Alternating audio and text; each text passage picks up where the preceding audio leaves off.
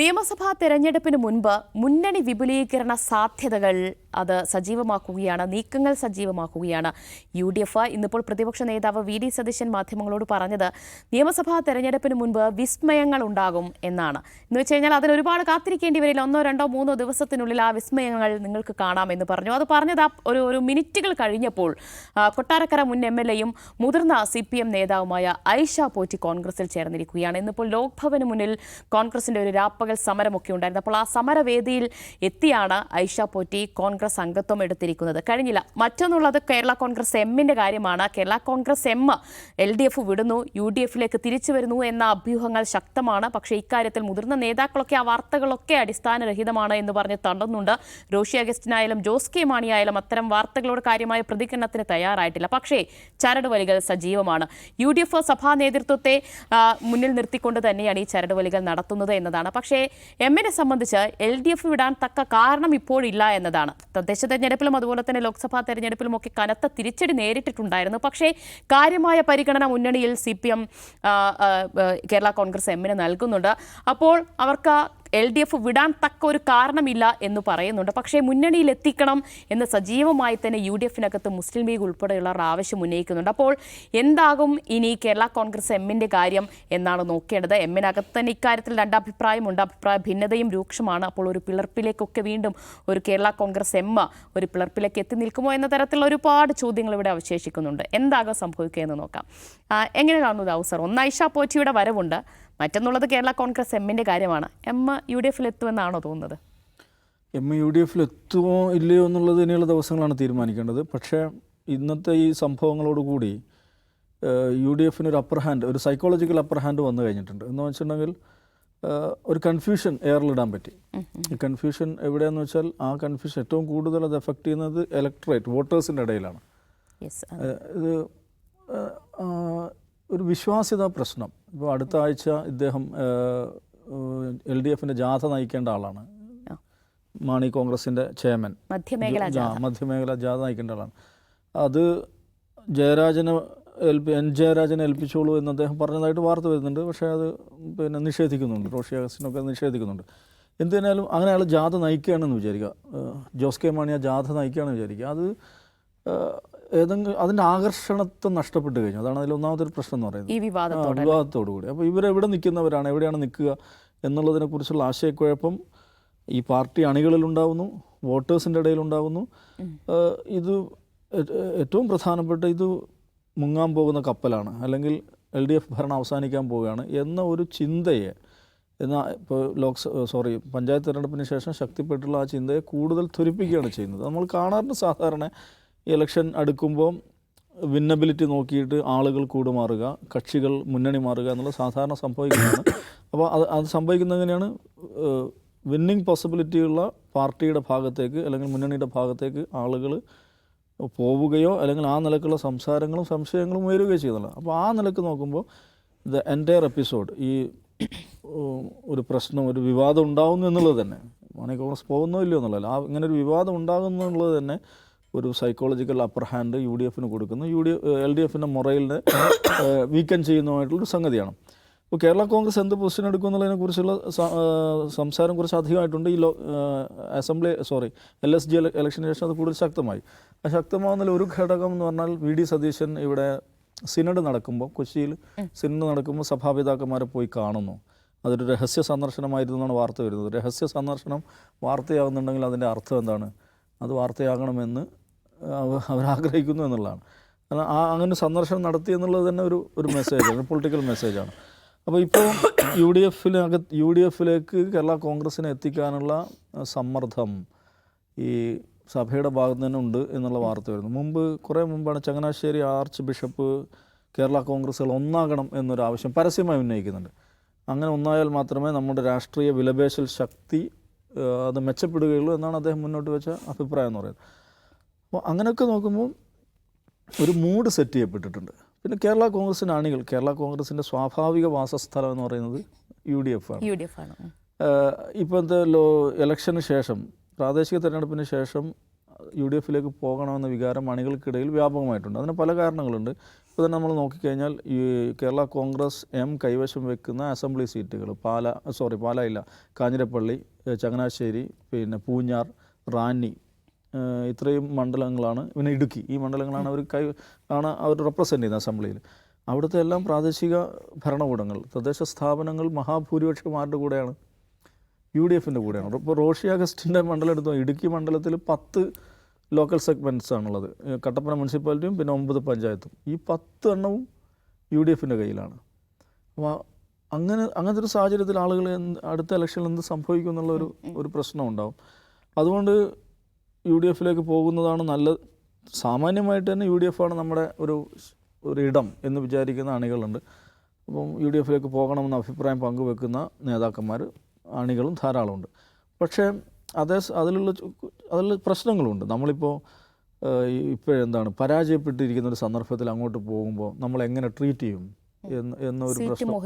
അതെ, സീറ്റ് മോഹികളാണെന്ന് വിചാരിക്കുന്നില്ല. ദുർബലമായി നിൽക്കുന്ന സമയത്താണല്ലോ പോകുന്നത്. ദുർബലമായി നിൽക്കുന്ന സമയത്ത് പോകുമ്പോൾ ബാർഗൈനിങ് കപ്പാസിറ്റി ഉണ്ടാവില്ല. നമ്മളെ ഒരു രണ്ടാം കിടയായിട്ട് ട്രീറ്റ് ചെയ്യും എന്നൊരു പ്രശ്നം.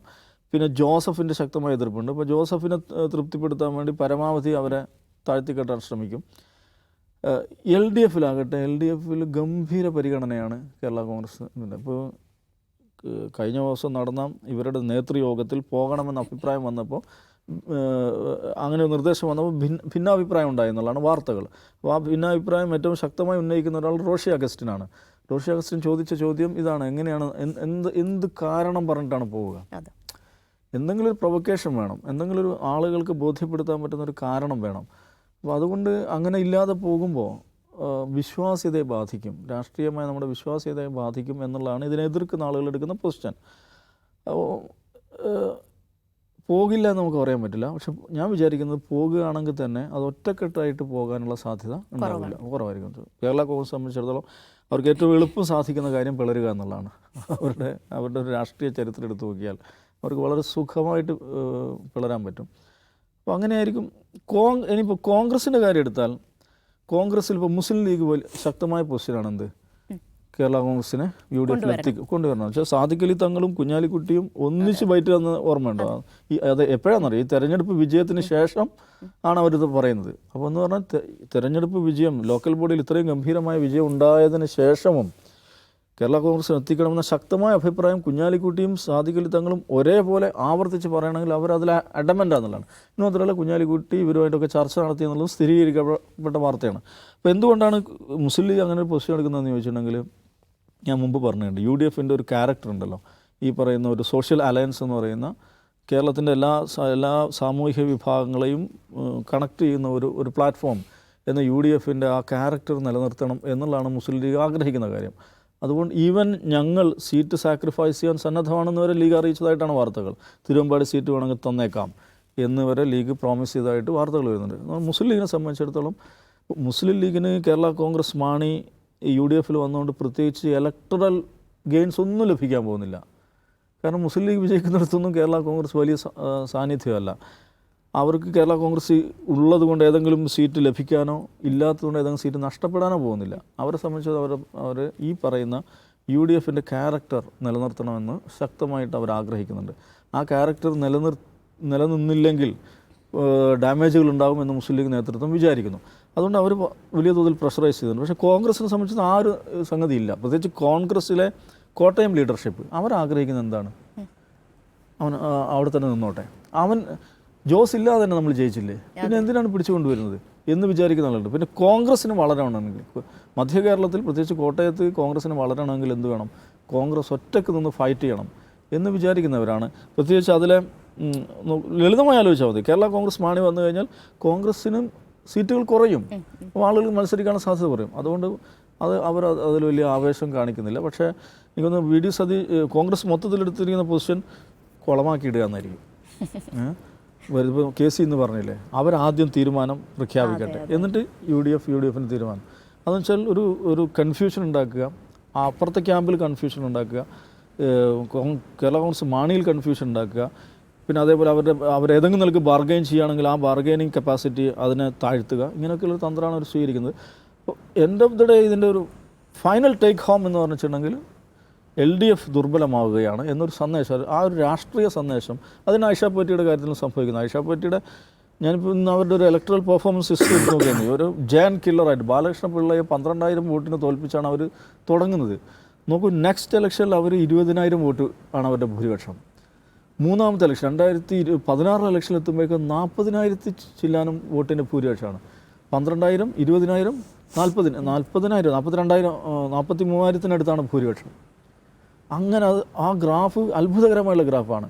എന്നിട്ട് 2021 തെരഞ്ഞെടുപ്പിൽ വളരെ സീനിയർ ആയിട്ടുള്ള ബാലഗോപാൽ മത്സരിക്കുമ്പോൾ എത്ര ഭൂരിപക്ഷം എന്നറിയോ? ഈ LDF തരംഗമുണ്ടായ തെരഞ്ഞെടുപ്പിൽ 10,000 സംതിങ് ആണ്. അത് അപ്പോൾ എന്താണ് അതിൻ്റെ അർത്ഥം? കൊട്ടാരക്കരയിൽ അത്രയും പോപ്പുലറാണ് ഇവരെന്നുള്ളതാണ് അവരുടെ ഒരു സാന്നിധ്യം. അപ്പം അങ്ങനെ ഒരാൾ കോൺഗ്രസ്സിലേക്ക് വരുന്നുള്ളത് അഗൈൻ ഈ പറയുന്ന ഒരു സൈക്കോളജിക്കൽ അപ്പർ ഹാൻഡ്, ഈ ഒരു പ്രതീതി വലിയ തോതിൽ മുന്നോട്ട് കൊണ്ടുപോകാൻ UDFനെ സഹായിക്കുന്ന ഘടകം തന്നെയാണ്. LDF എന്താണ് അതിനോട് എടുക്കുന്ന സ്ട്രാറ്റജി എന്നുള്ളത് നമ്മൾ കാണണം. ശരി, റാവുന് എന്ത് തോന്നുന്നു? ഒരു പിളരാൻ നിൽക്കോ കോൺഗ്രസ് എമ്മ, അതോ LDFൽ തന്നെ തുടരോ, അതൊരു വിഭാഗം അങ്ങോട്ട് പോകുമോ UDFൽ? ഞാൻ മനസ്സിലാക്കുന്ന UDFൻ്റെ ഭാഗത്തു നിന്ന് കാര്യമായ പ്രഷർ അവർ കൊടുക്കുന്നുണ്ട് ഇങ്ങോട്ട് കൊണ്ടുവരാൻ എന്നുള്ളതാണ്. മുസ്ലിം ലീഗ് അതിനകത്ത് ഒരു ഇനീഷ്യേറ്റീവ് എടുക്കുന്നുണ്ടാവും. കാരണം UDFനകത്ത് അവരെ കൊണ്ടുവരിക എന്ന അഭിപ്രായം കാര്യമായിട്ട് തന്നെ ഉണ്ട്.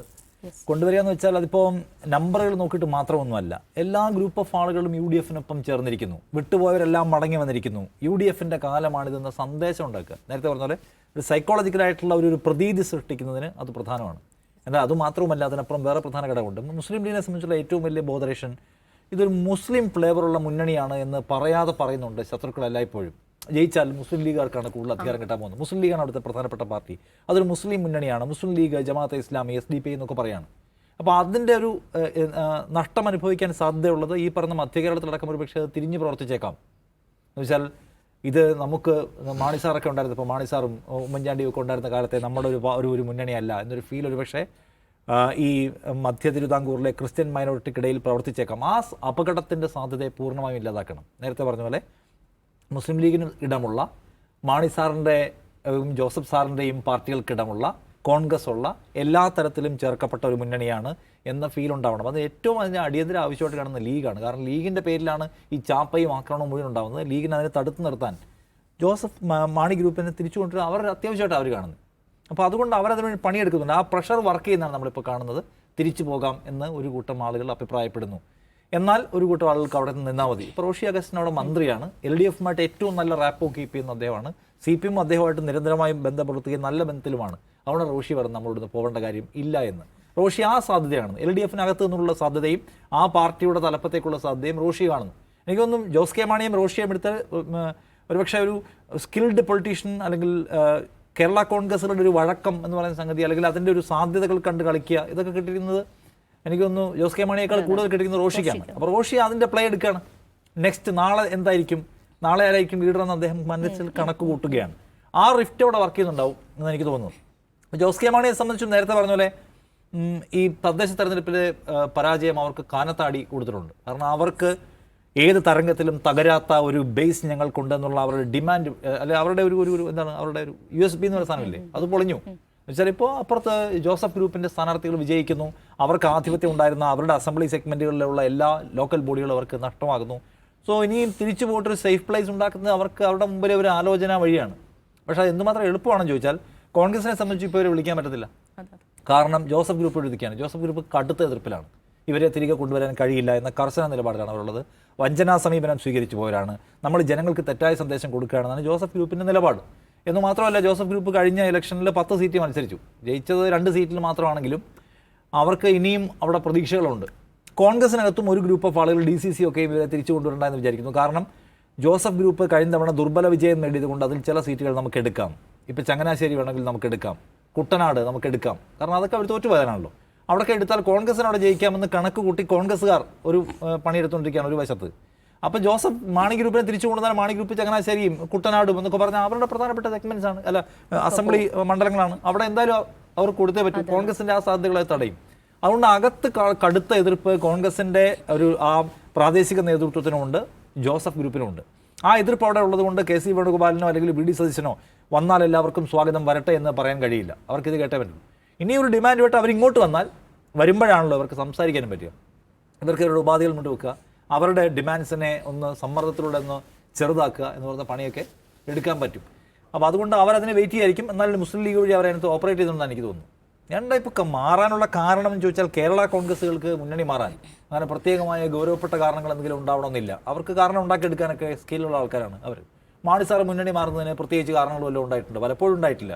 Mani sir UDF വിട്ടുപോയതിനാണ്.